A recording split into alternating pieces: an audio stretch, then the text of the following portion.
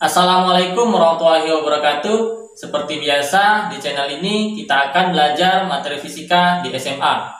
Masih ingat konsep gaya elektrostatis atau gaya Coulomb? Ketika suatu benda bermuatan listrik berada di sekitar benda bermuatan listrik lainnya, maka terjadi gaya interaksi yang kita sebut dengan gaya elektrostatis atau gaya Coulomb.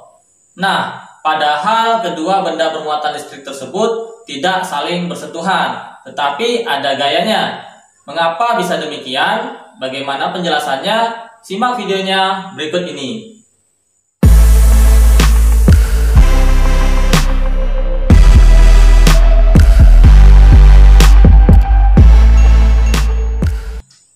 Gaya Coulomb merupakan satu di antara contoh gaya tak sentuh.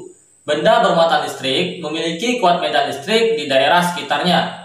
Benda bermuatan listrik dapat kita analogikan seperti api unggun.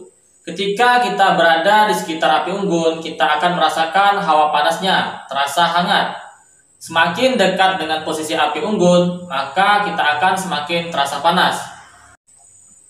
Begitu pula dengan konsep kuat medan listrik pada benda yang bermuatan listrik. Ketika ada muatan lainnya berada di sekitar benda yang bermuatan listrik, maka muatan tersebut akan mendapatkan gaya Coulomb. Semakin dekat dengan benda bermuatan listrik tersebut, maka akan mendapatkan kuat medan listrik yang semakin besar, sehingga gaya Coulombnya juga akan semakin besar.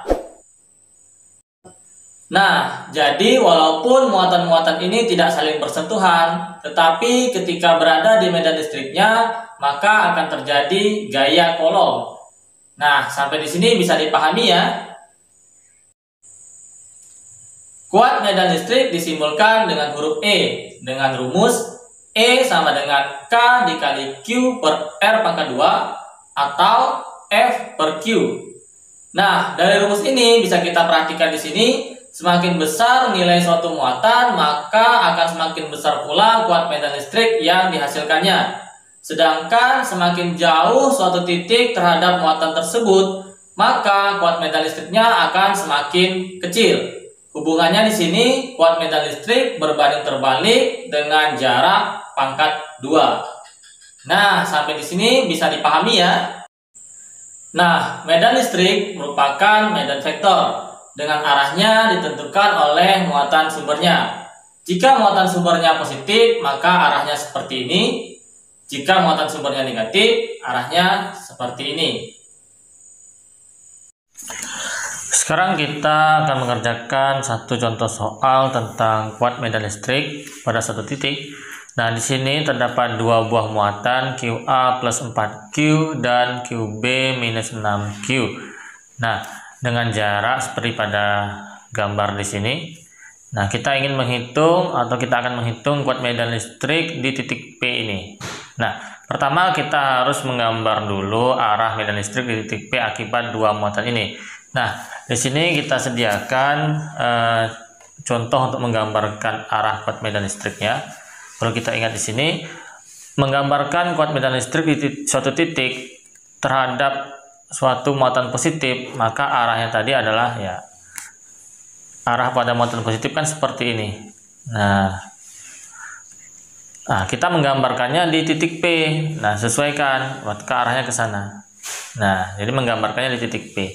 Sedangkan pada muatan negatif, yaitu arahnya kan seperti ini ya. Nah, tapi menggambarkannya di titik P, sehingga iya, gambarnya seperti ini. Oke, lihat perbedaannya muatan positif dan negatif terhadap satu titik. Nah, sekarang kita gambarkan pada soal ini tadi. Untuk kuat medan akibat kuat medannya si muatan A, maka arahnya ya ke sana, ke kanan ya berarti ya, secara gambar di sini. Maka ini adalah medan listrik muatan A di titik P, sedangkan untuk titik B ya arahnya juga ke sana. Nah, sehingga arahnya sekarang A dan EB ternyata searah. Nah, berarti nanti kita jumlahkan. Nah, kita hitung dulu. Nah, kita hitung di sini. EA berarti rumusnya tadi adalah K kali QA per RA kuadrat ya. Sehingga akan kita peroleh di sini berarti EA sama dengan K 4Q per jaraknya 2A kuadratkan. sehingga akan kita peroleh nilainya yaitu adalah ya 4/4 ya, 2 kuadrat kan 4, jadi nilai K Q per A kuadrat. Oke, bisa dilihat di sini ya. Nah, selanjutnya untuk yang muatan B, medan listriknya itu adalah EB, kita gunakan warna merah di sini.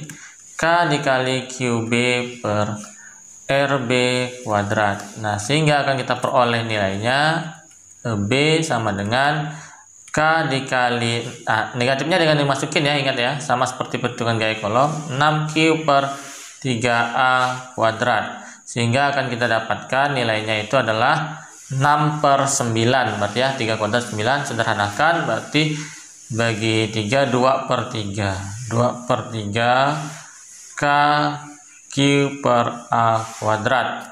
Nah, sehingga baru kita jumlahkan di sini, sehingga nilai E-nya, E di titik P adalah, karena arahnya sama, kita jumlahkan secara vektor E A plus EB.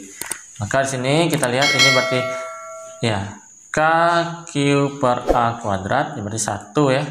Dan yang ini adalah 2/3 K Q per A kuadrat. Nah, ini sama nilainya, berarti 1 plus 2/3, berarti adalah 5/3 K Q per A kuadrat. Nah, arahnya adalah ke kanan secara gambar, atau lebih tepat kita ini ke arah muatan B. Nah, gitu ya. Bisa dipahami di sini untuk contoh soalnya. Oke. Nah, bagaimana dengan penjelasan kuat medan listrik tadi? Semoga bisa dipahami. Sampai jumpa di materi